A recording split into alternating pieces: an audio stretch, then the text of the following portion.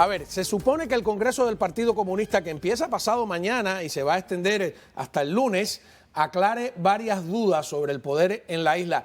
Ese es un tipo de régimen que no está diseñado para admitir dudas, pero la pregunta es si podrán evitarlo. ¿Dividirán el poder en busca de balance y entonces se arriesgarían a que se desate una lucha entre esos poderes divididos, o lo concentrarán todo en una sola persona para garantizar la unidad, cosa que también tiene su riesgo? Vamos a discutirlo. Se suma a la mesa Miguel Cosío, gerente general de América CB Network. Muchísimas gracias. Gracias, Juan Manuel. Miguel, por estar acá. Hemos hablado con Sergio largamente de este tema, pero había una discusión hoy en la sala de redacción sobre esto. ¿Qué van a hacer? ¿Le van a dar el partido y además del partido la presidencia a Díaz-Canel, los dos poderes a una sola persona? Bueno, a mi juicio, no sé si Sergio coincidirá conmigo, existen dos alternativas solamente. Una, si hacen eso, es decir, si a la figura de Díaz-Canel, además de la presidencia de la República, le suman el cargo de primer secretario del partido, o si se lo dan a una tercera persona, sea quien sea. Mi opinión personal, y esto partimos de la base de que Raúl Castro cumpla con lo que dijo en el Congreso anterior, de que ese era el último Congreso de esa generación que hizo la revolución y toda esa basofia que ha esgrimido por 62 años. Si eso ocurre y Raúl Castro, José Ramón Machado Ventura y todos los octogenarios o septogenarios de largo alcance que hay en el poder van a tener esa disyuntiva que yo creo que no solo está planteada, sino que a mi juicio ya está resuelta. Mi opinión es que ellos le van a dar el cargo de primer secretario del partido a Miguel Díaz-Canel. O sea, le van a dar los dos poderes. Los dos poderes. Y está el primer ministro por el otro lado. Y Manuel Marrero, que es el hombre del gobierno. Es decir, vamos a una estructura muy parecida en la que hubo a principios de la revolución, que era al revés. Fidel Castro era primer ministro y Osvaldo Ortigo era presidente de la República. Pero y antes Urrutia. Urrutia efímeramente, de marzo a junio. Y en el Congreso del partido en el año 65, el primer Congreso del partido. Pero fíjate, tú dices efímeramente, pero tan rápido hubo un choque de poderes. No, eso estaba ya. Lo que pasa es que Urrutia no podía con la personalidad emergente que era Fidel Castro. No, eso estaba puesto en la mesa, eso estaba puesto. Pero ¿por qué Pero ahora ninguno de esas fichas tiene el peso que tenía Fidel. Pero, correcto. Si Raúl se va. Correcto. Si Raúl cumple su palabra y se va con su gente, digamos, a manejar el poder tras bambalina el tiempo que le quede de vida. Si eso ocurre, ¿por qué yo digo que es Miguel Díaz-Canel?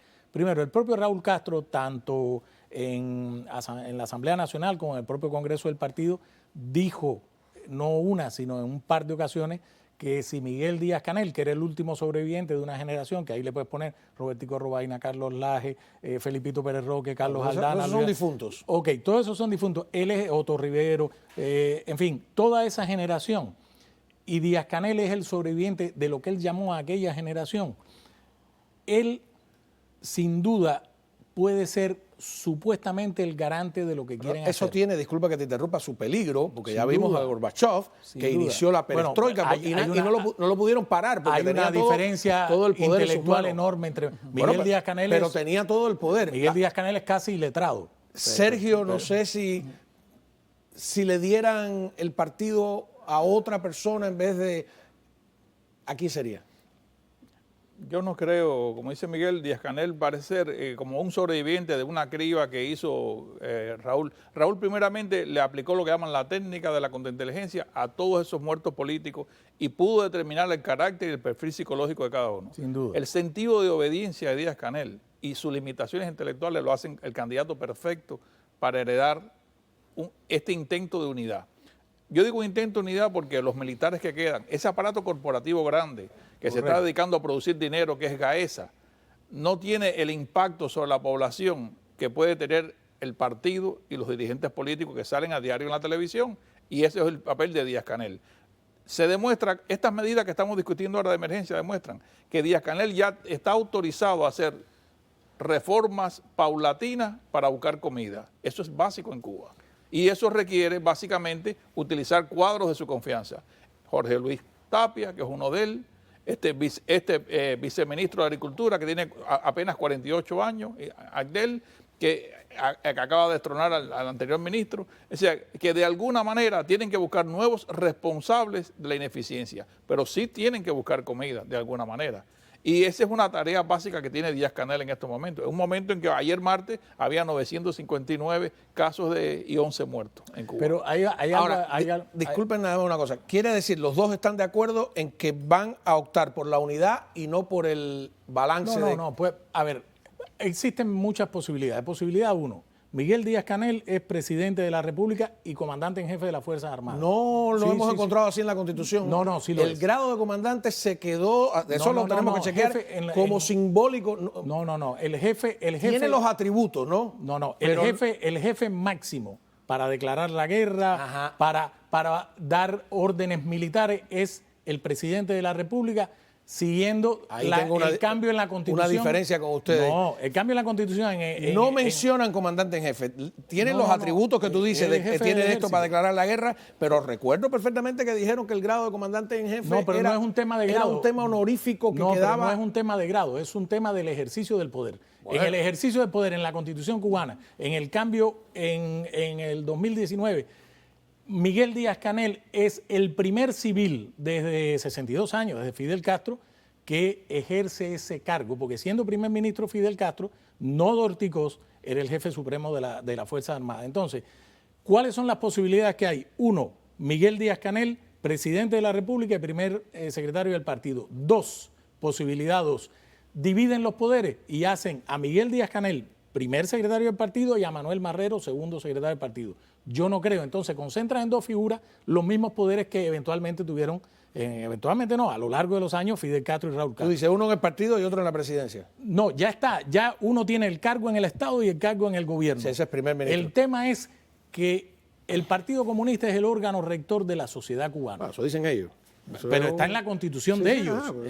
Entonces, es muy difícil armar un triunvirato como los chinos después de la muerte de Mao Zedong. Tuvieron a la camarilla de los cuatro encabezada por la viuda de Mao Zedong y todo eso devino en Deng Xiaoping, que empezó la reforma de eso. Ahora, es un sistema que tiende a la unificación de los poderes. Bueno, fíjate, el ejemplo de China, al final no... Xi Jinping tiene todos los poderes. Xi Jinping es tan poderoso como Putin. Entonces, la otra variante es que ellos se busquen dos figuras, uno como primer secretario y otro como segundo secretario del partido. Entonces, vas a tener un grupo tipo chino de 4 tipos. Yo no creo en el estilo cubano. Y la otra posibilidad que hay es que Miguel Díaz-Canel sea efectivamente primer secretario del partido y como segundo secretario del partido busquen o a un militar o a una propia figura emergida. La pregunta es si todas esas ecuaciones les van a salir bien. No, para mí ninguna les va a salir bien a lo largo de los años. O sea, 62 lamentablemente les ha salido bien hasta ahora, ¿no? Ok, ¿hasta cuándo? ¿Hasta cuándo? ¿Hasta cuándo les va a durar el cuento? Yo les voy a poner otro escenario que, fíjate, cuidado, que es el escenario a lo mejor el menos posible, pero posible, que es la payasada de todo el público de pie. No te vayas, Raúl, que se quede. En esta coyuntura es posible. En la coyuntura actual que está en Cuba, qué sé yo. Entonces, oye, esas payasadas tendrían que estar organizadas, no serían espontáneas, ¿no?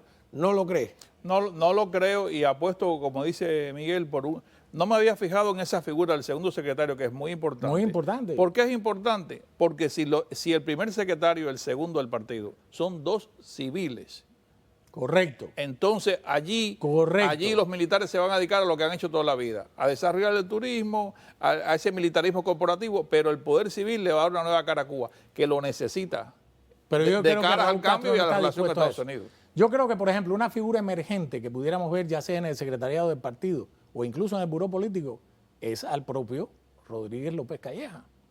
Es decir, Raúl Castro necesita garantías no solo para él, sino para su familia. Para la familia y para la estructura de clanes de poder que ha puesto en Cuba. Todas las cuentas que están en los bancos en el extranjero, el manejo de la economía a través de Gaesa, el 70% de la economía útil Cuba la maneja Gaesa.